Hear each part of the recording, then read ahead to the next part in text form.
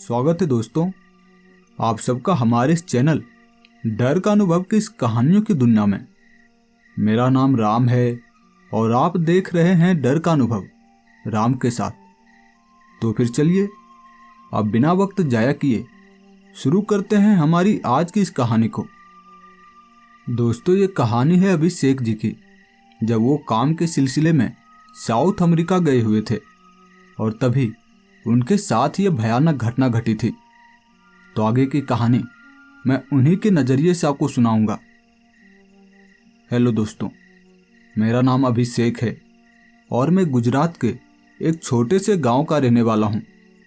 यहाँ पर तो शहरों में रहने वाले लोग ज़्यादातर बिजनेस ही किया करते हैं, लेकिन हम जैसे गांव के लोग खेती या फिर मजदूरी का सहारा लेते हैं।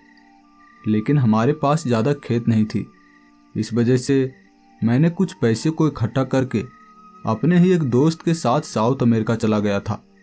वहाँ पर मैं एक प्राइवेट कंपनी में जॉब करने वाला था।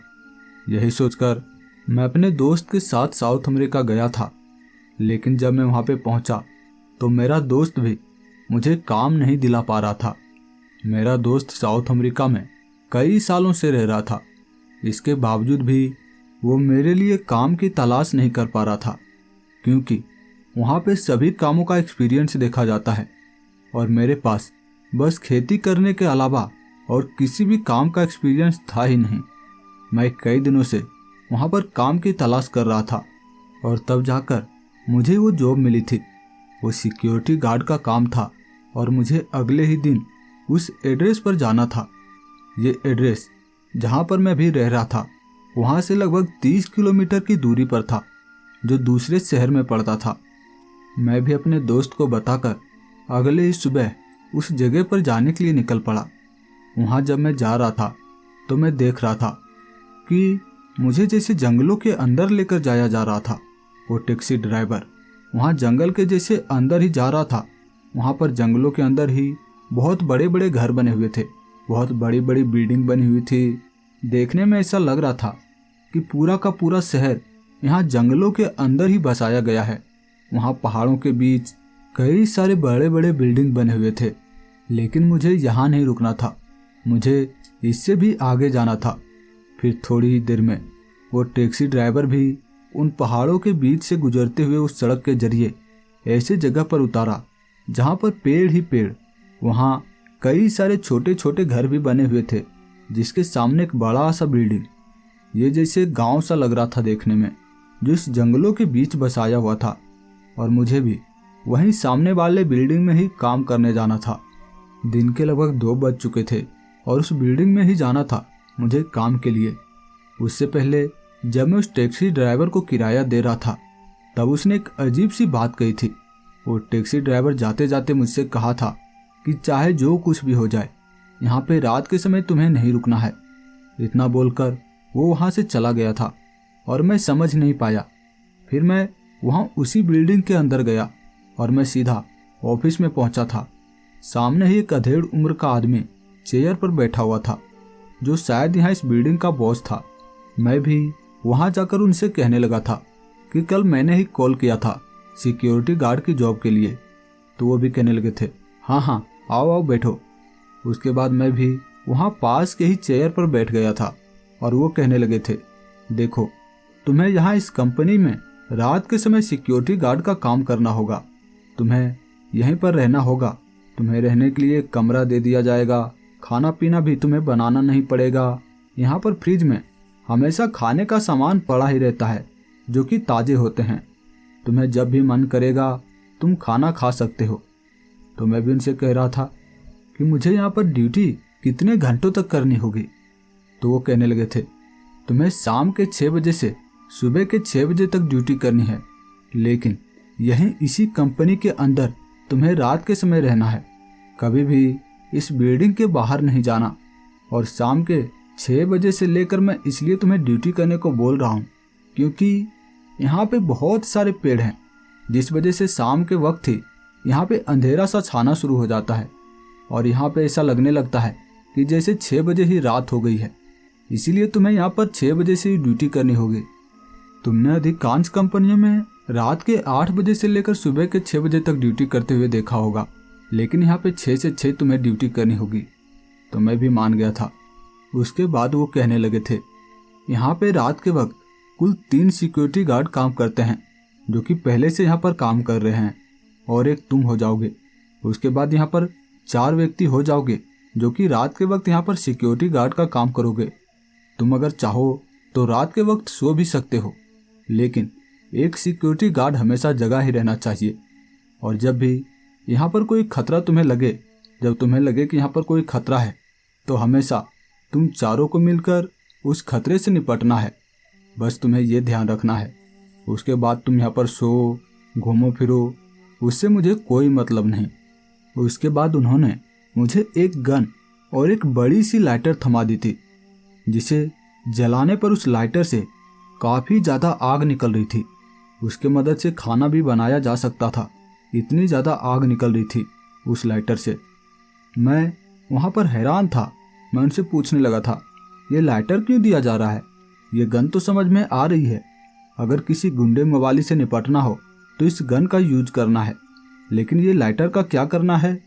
तो वो कहने लगे थे, यहाँ रात के वक्त जंगली जानवर आते हैं, जिसे आग के मदद से ही भगाना है। वो आग को देखकर भाग जाते हैं। इससे आगे मैं और भी कुछ पूछना चाहता था, लेकिन उन्होंने मेरी सैलरी बताई। उन्होंने कहा था कि तुम्हें इस काम के लिए इंडिया के हिसाब से कुल 1 लाख रुपए दिए जाएंगे महीने के। और उनकी ये बात सुनकर मैं बहुत ज़्यादा खुश हो गया था और अपने सारे सवालों को अपने अंदर ही दबा लिया था, क्योंकि उन्होंने सैलरी काफ़ी अच्छी ऑफर करी थी। मैं उन्हें मना नहीं कर पाया और मैं काम पर लग चुका था। कुछ ही देर में वहाँ पर शाम होना शुरू हो गई थी और शाम के लगभग 5 बजे के करीब मैंने देखा था वहाँ पर जितने भी लोग थे, वहाँ पे घरों में रहने वाले लोग, काम करने वाले लोग, वहाँ जितने भी कंपनियों में काम लोग कर रहे थे, सभी लोग वहाँ पे जैसे कहीं और ही जा रहे थे। उस जगह को छोड़कर कहीं और ही जा रहे थे। पहले तो मुझे लगा था कि यहाँ पर ये लोग काम करने वाले लोग होंगे, जो कि यहाँ पास के शहरों से यहाँ पर काम करने के लिए आए होंगे, जो कि अपने घर जा रहे होंगे काम खत्म करके। लेकिन वहाँ वो जो काम कर रहे थे 3 व्यक्ति, पहले से जो सिक्योरिटी गार्ड का काम कर रहे थे, वो मुझसे कहने लगे थे, वो यहाँ पर ही रहते हैं, दिन के वक्त यहाँ पर आकर खुद का बिजनेस करते हैं, लेकिन शाम के वक्त चले जाते हैं, क्योंकि तुम्हें पता है यहाँ पे रात के वक्त एक अजीब सा जानवर आता है, जो कि इंसानों को मार डालता है। अगर रात के वक्त यहाँ पर कोई नज़र आ जाए, बाहर अगर कोई व्यक्ति नज़र आ जाए, तो वो इंसानों को मार देते हैं। पहले तो मैं उनकी बातों पर विश्वास नहीं कर रहा था। मुझे लगा कि ये शायद मुझे काम से भगाना चाहते हैं, इसीलिए मुझे उल्टी सीधी बातें सुना रहे हैं, मुझे उल्टी सीधी बातें बता रहे हैं, ताकि मैं डर के मारे यहाँ से भाग जाऊँ। लेकिन मैं इस काम को नहीं छोड़ने वाला। मैं उसकी बातों को इग्नोर कर दिया था, लेकिन सच में मैंने देखा था वहाँ शाम के 6 बजने से पहले पहले उस गांव में अब एक भी व्यक्ति नहीं बचा था। वहाँ पे जितने भी काम करने वाले लोग थे, जितने भी व्यक्ति थे, वो सभी उस गांव को छोड़कर कहीं और ही जा चुके थे। यहाँ के बॉस, यहाँ के कंपनियों में काम करने वाले लोग सभी इस गांव को छोड़ चुके थे। अब उस गांव में सिर्फ हम 4 लोग ही बचे हुए थे, जो कि वहाँ पे सिक्योरिटी गार्ड का काम करने वाले थे उस बड़े से बिल्डिंग में। और इस पूरे गांव में तो बस यही एक बड़ा सा बिल्डिंग था, बाकी सब तो छोटे छोटे घर थे जिसमें शायद कुछ काम होते होंगे। मैं ऐसा सोच रहा था। और सच में वहाँ पे अब एक भी चूं चपाट की आवाज़ तक नहीं आ रही थी। मैं भी सोच रहा था, जो भी हो, मुझे क्या करना है, मुझे तो बस यहाँ पर रात के वक्त इस बिल्डिंग के अंदर ही बिताने हैं, चाहे जो भी हो। यहाँ पर मुझे तो पैसे मिल ही जाएंगे ना। मैं ऐसा सोच रहा था और कुछ ही देर के बाद रात हो गई। मैं भी वहाँ उसी बिल्डिंग के अंदर ही कैमरे पर नज़र रखे हुए था।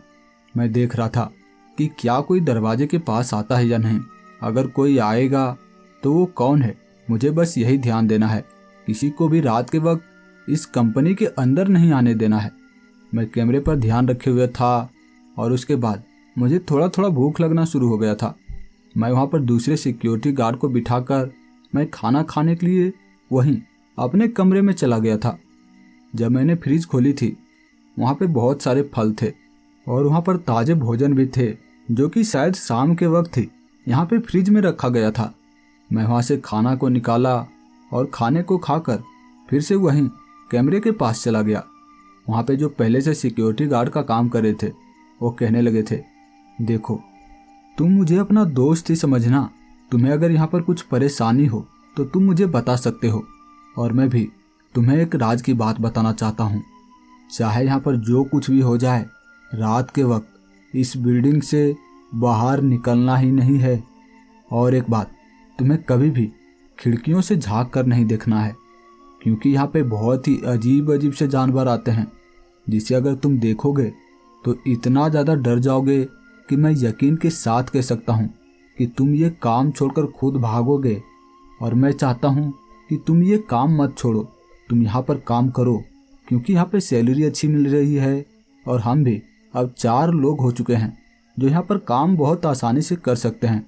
यहाँ पे सिक्योरिटी गार्ड का काम करने में हमें भी डर थोड़ा कम लगेगा। उनकी बातों को सुनकर मैं हैरान था।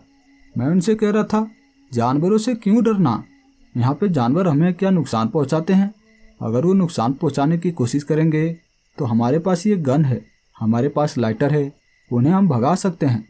तो वो कह रहे थे, वो अजीब से जानवर हैं, जानवर नहीं हैं, जंगली जानवर नहीं हैं जो कि तुम्हारे गन से डर जाएंगे और वो भाग जाएंगे, आग को देखकर भाग जाएंगे। तो मैं भी कह रहा था, तो फिर कौन से जानवर हो सकते हैं? तो कहने लगा था, तुम्हें पता चल ही जाएगा, यहाँ पे तुम काम करते रहो। उसके बाद वो इतना बोलकर कहने लगे थे, हम सोने जा रहे हैं और तुम इस मॉनिटर पर ध्यान रखे रहना, तुम्हें जब नींद आने लगे तब तुम मुझे जगा देना, उसके बाद मैं यहाँ कैमरे पर ध्यान रखूँगा। उसके बाद मैं भी कहने लगा था, ठीक है जाओ, आप लोग सो जाओ, लेकिन जब मुझे नींद आएगी तब मैं आपको जगा दूंगा। तो वो भी कहने लगे थे, हाँ हाँ जगा देना, उसके बाद मैं यहाँ कैमरे पर ध्यान रखूँगा, तुम सो जाना। इतना बोलकर वो सोने चले गए थे और मैं वहीं कुर्सी पर बैठा उस कैमरे पर ध्यान रखे हुए था। मुझे थोड़ी थोड़ी नींद तो आ रही थी, लेकिन मैं यहाँ पर काम कर रहा था और ये मेरा पहला दिन था। मैं सोना नहीं चाहता था, इसीलिए मैं वहाँ पे रात में जगा ही रहा था। लेकिन वहाँ पे जब रात के लगभग 12 बजे थे तो एक अजीब सा ही दुर्गंध, वहाँ पे सड़न भरी दुर्गंध जैसे पूरे बिल्डिंग में छाना शुरू हो गई थी। वहाँ पे बहुत ही सड़न भरी बदबू आ रही थी और मैं सोच रहा था, ये सड़न भरी बदबू कहाँ से आ सकती है? क्या यहाँ पर कोई जानवर मरा हुआ है जिसके सड़ने की बदबू रात के वक्त ये महसूस हो रही है? उसके बाद मैं सोचने लगा था कि क्या कोई जंगली जानवर जैसे कि घाव हो या फिर कोई जंगली जानवर यहाँ पर आया हो जो कि मरे हुए जानवरों को खींचकर इस कंपनी के बाहर लाकर छोड़ दिया हो। मैं कैमरे को चेक करने लगा था, देखना चाहता था कि क्या उसमें कोई जानवर दिख रहा है जो किसी मरे हुए जंगली जानवर को इस बिल्डिंग के बाहर लाकर छोड़ दिया हो। मैं सभी कैमरे को चेक किया था, लेकिन ऐसा कुछ दिखाई नहीं था।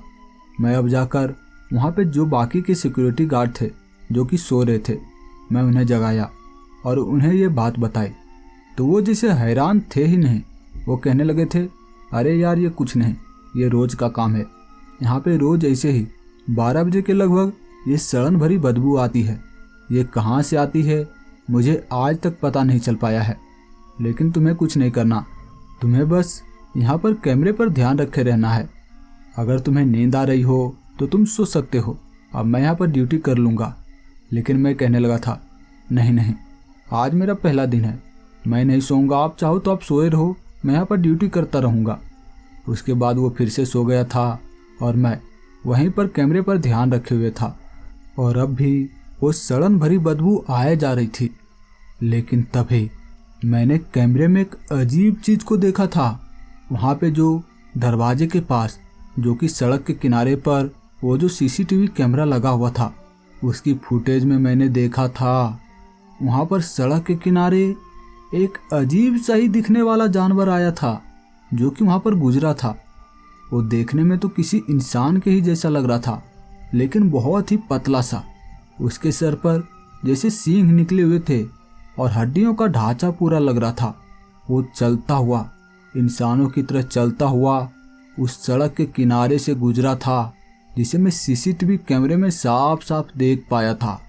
मैं अब खिड़की को खोलकर उसे देखना चाहता था कि वो कौन है, लेकिन मैं खिड़की को खोला था। वो जो सड़क की तरफ खिड़की लगी हुई थी उसे मैं खोलकर देखा था, लेकिन मुझे कोई दिखाई ही नहीं दिया था। वो जानवर, वो जो कोई भी था, वो कहाँ चला गया, तुरंत कैसे गायब कैसे हो गया। मैं वहाँ पर सोच रहा था कि क्या वो कोई इंसान था या फिर जानवर। हो सकता है यहाँ पर कोई इंसान ही होगा जो रात के वक्त ऐसे विशाल दिखने वाले जानवर का कॉस्ट्यूम पहनकर यहाँ घरों में चोरियां करता होगा। मैं अब भी उस खिड़की से उसे झांके ही जा रहा था, लेकिन वो मुझे दिखाई नहीं दे रहा था। वो कहाँ चला गया था तुरंत। वहाँ पे वो सड़न भरी बदबू अभी भी आए जा रही थी और मैं अब नीचे जाना चाहता था। मैं देखना चाहता था कि वो अजीब सा दिखने वाला इंसान कहाँ चला गया। वो यहीं कहीं पर होगा। और मैं वहाँ सीढ़ियों से नीचे उतरता हुआ गया था दरवाजे के पास और उस दरवाजे को खोलकर बाहर निकला था। उस सड़क पे निकला था और मैं देख रहा था कि वो कहाँ गया, अजीब सा दिखने वाला इंसान या फिर जानवर। लेकिन वहाँ पे मैंने देखा था एक अजीब सा ही जानवर था जो कि सीसीटीवी कैमरे के ठीक विपरीत दिशा में, जहाँ पे कैमरा फुटेज को रिकॉर्ड नहीं कर सकता, वहाँ पे वो शैतान, वो इंसान जो कोई भी था, वो दीवार से चिपक कर खड़ा था। जैसे उसमें समझ थी, वो जानता था कि अगर मैं यहाँ सीसीटीवी कैमरे के पास रहा तो मुझे कोई देख सकता है, यहाँ मैं रिकॉर्ड हो जाऊँगा इस सीसीटीवी कैमरे में। उसमें इंसानों जैसा दिमाग था और वो दीवार से बिल्कुल चिपक कर खड़ा था, जैसे वो कैमरे से छिप रहा था और वो शायद मेरा इंतजार कर रहा था। जैसे मैं बाहर निकला था वो मुझे देखकर हंसना शुरू हो गया था। वो मुझे देखकर हंसे जा रहा था। उसकी हंसी इंसानों जैसी नहीं लग रही थी, उसकी आवाज़ किसी जानवर जैसी थी, बहुत भारी सी। लेकिन मैं जानता था कि ये मुझे देखकर हंस ही रहा है। वो मेरी ओर देखकर हंस रहा था और जैसे मुझे चिढ़ाने की कोशिश कर रहा था। मैं समझ नहीं पा रहा था ये जानवर है या फिर इंसान है। अगर ये जानवर है तो इसके अंदर इंसानों जैसा दिमाग कहाँ से आ गया। उसके सर पर बड़े बड़े सींग थे और उसका सर किसी भेड़िया जैसा लग रहा था। उसका आधा शरीर किसी भेड़िया जैसा था और उसका आधा नीचे का शरीर इंसानों का। उसे देखकर मैं पूरी तरह से समझ गया था कि ये इंसान नहीं है और ना कोई जानवर, ये पक्का कोई शैतान है जो शायद मुझ पर हमला कर सकता है। मैं इतना सोच ही रहा था कि तभी वो शैतान का हंसी, वो जानवर जैसा दिखने वाला शैतान का हंसी अब जैसे चुप्पी में बदल गया था। उसके चेहरे पर एक अजीब सी मुस्कान आ गई थी और वो मुझे लगातार घूरे जा रहा था। उसकी आंखों को मैंने देखा था, उसकी आंखें जैसे पूरी तरह से सफ़ेद और उसके वो शरीर पे जो मांस थे वो सड़े हुए मांस थे और उसी से बदबू आ रही थी। मैं अब अच्छे से समझ गया था कि ये बदबू यहाँ इसी जानवरों से आ रही है। मैं इतना सोच ही रहा था कि तभी वो जानवर अपना कदम मेरी ओर बढ़ाया था। वो धम की आवाज़ और उसने अपने बड़े से हाथों से मुझे पकड़ना चाहा था कि तभी मैंने अपने गन की 2 गोलियां उस पर दाग दी थी। उसके सीने पर 2 गोलियां चला दी थी, लेकिन जैसे गोलियों का असर उसे हुआ ही नहीं था। वो सिर्फ 1 सेकंड के लिए रुका था और फिर से एक अजीब सी मुस्कान लेकर मेरी ओर बढ़ने लगा। मुझे पकड़ना चाहता था और मैं वहाँ पर लगातार उसे गोलियां चला रहा था। मैं पीछे भी हट रहा था और गोलियां चला रहा था, लेकिन वो 1 सेकंड के लिए बस रुकता और वो फिर से मुझे पकड़ने के लिए मेरी ओर बढ़ता। मैं समझ नहीं पा रहा था कि मैं क्या करूं। मैं भागकर फिर से उसी बिल्डिंग के अंदर जाना चाहता था, लेकिन जैसे मैं पीछे मुड़ा था बिल्डिंग के अंदर जाने के लिए, पीछे भी वैसे ही शैतान, वैसे ही दानव खड़े थे जो मेरी ओर घूर रहे थे। वो भी मुझे पकड़ना चाहते थे और तब तक वहाँ बाकी के सिक्योरिटी गार्ड जो कि वहाँ उस बिल्डिंग में काम करते थे, वो भी सिक्योरिटी गार्ड अब उस जगह पर आ चुके थे। वो दरवाजे पर खड़ा थे और वो चिल्लाए जा रहे थे, अरे गन चलाओ, गोलियां चलाओ उस पर, तुम क्या कर रहे हो। और मैं उसके सामने भी 2 गोलियां चलाई थी उन दानवों पर, लेकिन उसका कोई असर नहीं हुआ था। वो कहने लगा था, अब मैं क्या करूं, तुम्हारे पास लाइटर है, लाइटर जलाओ, लाइटर से ये भाग जाएंगे, जलाओ लाइटर। और मैं लाइटर भी जलाया था, वहाँ पे वो आग निकली थी, लेकिन बस वो थोड़ा देर के लिए ही डरे थे। फिर से वो मेरी ओर बढ़ना शुरू हो गए थे और अब मैं समझ गया था कि शायद मैं इनसे नहीं बचने वाला, लेकिन फिर भी मैं इसे हार नहीं मानने वाला था। मैं वहाँ पर लाइटर को जलाए रहा और वो दानव मेरी ओर बढ़ता हुआ अपनी एक बड़ी सी हाथ को बढ़ाकर मुझे पकड़ने की कोशिश किया था, लेकिन पता नहीं क्या हुआ था। जैसे उसने मुझे छुआ था, उसे बेहद ही एक जोरदार झटका लगा था, जैसे मेरे शरीर के अंदर करंट आ गई हो। और वो मुझे छुआ था और उसे जोरदार झटका लगा था। जाकर वो 10 कदम पीछे गिरा था, मुझसे 10 कदम पीछे गिरा था और मैं समझ नहीं पाया था कि वहाँ पर क्या हुआ है। मैं बाकी सिक्योरिटी गार्ड की तरफ देखने लगा था। वो भी हैरान थे, वो भी मेरी तरफ देखे जा रहे थे कि ये कैसे हुआ। और फिर वहाँ पर जो दूसरा जानवर जैसा देखने वाला शैतान था, वो भी मुझे पकड़ने के लिए मेरी ओर बढ़ा था। उसने भी अपनी हाथ को मेरे शरीर से जैसे ही टच किया था, वो भी पीछे जाकर गिरा था। उसे भी एक जोरदार झटका लगा था और तब मैंने देखा था मेरे गले में वो जो हनुमान जी की लॉकेट थी वो चमकी थी। वो थोड़ी देर के लिए चमकी थी और उसी से वो शैतान को झटका लगा था और वो पीछे जाकर गिरा था। उसके बाद फिर से वो पहले वाला शैतान जिसने मेरे ऊपर हमला किया था पहले, वो फिर से ज़मीन पर से उठकर मेरी ओर आ रहा था मुझे पकड़ने के लिए। उसने फिर से मुझे छुआ था और फिर से हनुमान जी की वो लॉकेट चमकी थी और वो शैतान फिर से 10 कदम दूर। अब मैं समझ गया था कि ये हनुमान जी की लॉकेट की कृपा है। यकीनन इसी की वजह से मैं बच पा रहा हूँ और ये जानवर मुझे पकड़ नहीं पा रहे। इतना मैं सोच ही रहा था कि तभी वो दोनों जानवर जमीन पर से उठकर खड़ा हुआ और जंगलों की तरफ भागने लगा था। वो मुझसे थोड़ी ही दूर पर आगे गया ही था कि वो अंधेरों में कहीं गायब हो गया था। मैं समझ गया था कि मैं कैसे आज बचा हूँ। वहाँ पे वो सिक्योरिटी गार्ड मुझे देखकर हैरान थे, वो हक्का बक्का थे और मैं जैसे ही बिल्डिंग के अंदर पहुँचा था वो मुझसे कहने लगे थे, यार तुम्हें वो शैतान छोड़ कैसे दिया, तुम जिंदा कैसे बच गए? तुम्हें शायद नहीं पता, लेकिन उस शैतान ने यहाँ पर लगभग 50 लोगों को मारा है। इस गांव में 50 लोगों को जान से मार डालकर उसे खा गया है। मैं जानता हूँ ये बात, लेकिन मैं तुम्हें ये बात इसलिए नहीं बताया था कि तुम भी इस कंपनी को छोड़कर भाग जाते और यहाँ पर काम नहीं करते और फिर से हम यहाँ पर 3 ही लोग बच जाते। और हमें रात के वक्त डर लगता है, यहाँ पर जितना ज़्यादा लोग होंगे उतना मेरे लिए भी अच्छा होगा। इसी वजह से मैं तुम्हें ये बात नहीं बताई थी। उसने 50 लोगों को मारकर खाया है, लेकिन तुम्हें जैसे वो छू रहा था उसे झटका लग रहा था। कैसे? तो मैं उसे बताना शुरू किया था। ये तुम नहीं समझ पाओगे, अगर मैं तुम्हें बताऊंगा तो तुम कहोगे ऐसा कैसे हो सकता है। तो कहने लगा था, यार बताओ कैसे बचे हो। तब मैंने भी उसे अपने गले का वो हनुमान जी का लॉकेट दिखाया था। तो वो कहने लगा था, ये कोई टेक्नोलॉजी है जिसमें कि करंट है। तो मैं भी उससे कहने लगा था, हाँ ऐसा ही समझो, इसके अंदर इतना ज़्यादा करंट है कि कोई भी शैतान हो, भूत प्रेत हो, वो इसे नहीं छू सकता। ये इतना ज़्यादा पावरफुल है। तो उसके बाद वो कहने लगा था, यार तुमने ये कहाँ से लिया, मुझे भी ये चाहिए। तो मैं कहने लगा था, ये तुम्हें नहीं मिल सकती, इसके लिए तुम्हें इंडिया चलना होगा। तो वो कहने लगा था, इंडिया चलना होगा, लेकिन मुझे ये चाहिए, अभी चाहिए। तो मैं उससे कहने लगा था, ये यहाँ पे नहीं मिल सकता, ये इंडिया में मुझे एक सिद्ध पुरुष ने दिया था, एक सिद्ध बाबा दिया था जो कि बहुत पहुँचे हुए बाबा थे, उन्होंने मुझे ये लॉकेट दिया था। उसके बाद वो कहने लगे थे, बाबा, ये बाबा क्या होता है? तो मैं भी कहने लगा था, तुम जब इंडिया चलोगे तब तुम्हें पता चल जाएगा, या फिर तुम यूट्यूब देखते हो ना, यूट्यूब पर देख लेना क्या होते हैं बाबा।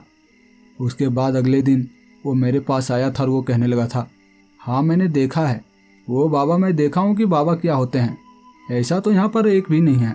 तो मैं कह रहा था, हाँ इसलिए तो मैं कह रहा हूँ तुम्हें इंडिया चलना होगा, तभी ये लॉकेट तुम्हें मिल सकता है। उसके बाद वो कहने लगे थे, यार चाहे कुछ भी हो जाए तुम इस काम को मत छोड़ना, तुम हमारे साथ ही काम करना, तब हम यहाँ पर काम कर पाएंगे और हमारी भी जान सुरक्षित रहेगी, तुम हमें बचा सकते हो। तो मैं भी कह रहा था, मैं काम थोड़ी छोड़ने वाला हूँ, मैं यहीं पर काम करूँगा, मैं किसी भी ऐसे शैतान से नहीं डरता और यहीं पर मैं काम करता रहूँगा। मेरी ये बात सुनकर वो भी खुश थे और उस दिन के बाद हम चारों लोग उसी कमरे में साथ साथ रहते हैं।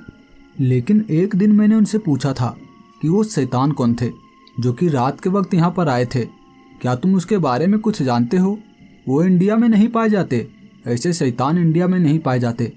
तो उन्होंने बताना शुरू किया था कि वो बेंडिगो था। बेंडिगो इंसान खाने वाला जानवर या फिर कहें तो शैतान। वो किसी भूत प्रेत के जैसा ही होता है, वो इंसानों को खाता है। वो तुम्हारे इंडिया में नहीं पाए जाते, बस यहीं अमेरिका में और यहाँ आसपास के इलाके में पाए जाते हैं। खैर, अब मैं भी जानता हूँ कि वो शैतान क्या थे, वो जानवर जैसा दिखने वाला शैतान क्या थे। लेकिन उस दिन के बाद अब हमारे बिल्डिंग के आसपास वो शैतान कभी नहीं दिखे। लेकिन अब भी वो दुर्गंध कभी कभी आती है, लेकिन वो बहुत ही दूर से आती है, बिल्कुल थोड़ी थोड़ी, पहले जैसा नहीं आती। और वो शैतान उस दिन के बाद कभी भी, अभी तक तो इस बिल्डिंग के पास नहीं आए हैं, लेकिन भविष्य में अगर कभी आएंगे तो अभी हमारे पास वो लॉकेट है, मेरे पास वो लॉकेट है जिससे उस शैतान का इलाज किया जा सकता है।